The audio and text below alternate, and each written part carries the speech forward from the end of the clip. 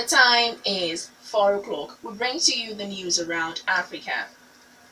Angola's ruling MPLA party has taken a commanding lead in the country's parliamentary election. Provisional results suggest the Angola Electoral Commission said the party has received 64.57% of the vote and the first batch of results, which represent over 70% of the total vote. The main opposition Unity Party, which has reportedly received 24.04% of the vote, disputes the Commission's count. This week's vote marks the end of nearly 4 decades in power for President Sanyaolu dos Santos. If the lead is confirmed and the MPLA party wins, the presidency will then pass to former Defense Minister João Lourenço, who has been anointed as the successor for Mr. dos Santos. However, Mr. dos Santos, whose 38-year reigns make him the world's second longest serving president, will remain in control of the MPLA party. Police in Zambia have cancelled Thanksgiving prayers for opposition leader Hakainde Hichilema. The event was scheduled to take place at the Cathedral of the Holy Cross in the capital, Lusaka. Last week, Mr. Hichilema was released from jail, where he had been held since April for treason charges. Police cancelled the prayer event, saying the organizers did not get permission to host the ceremony. Organizers have since been summoned to appear before police for questioning. Rival armed groups in northern Mali have agreed to the return of a state governor to the desert city of Kidal for the first time in years as part of a ceasefire deal signed on Wednesday after weeks of fighting.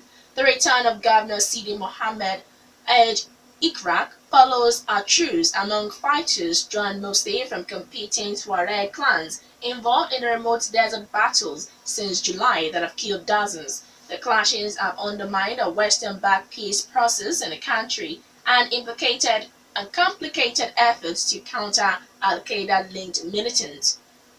Rizia Akuri, spokeswoman for the United Nations mission in Mali, said the truce had been agreed between CMA, an alliance of separatist groups seeking autonomy for a region of northern Mali, and platform their pro-government opponents. The deal signed in the capital Bamako amid jokes and handshakes envisages a ceasefire for an initial period of 15 days. The UN and Mali's government helped broker it.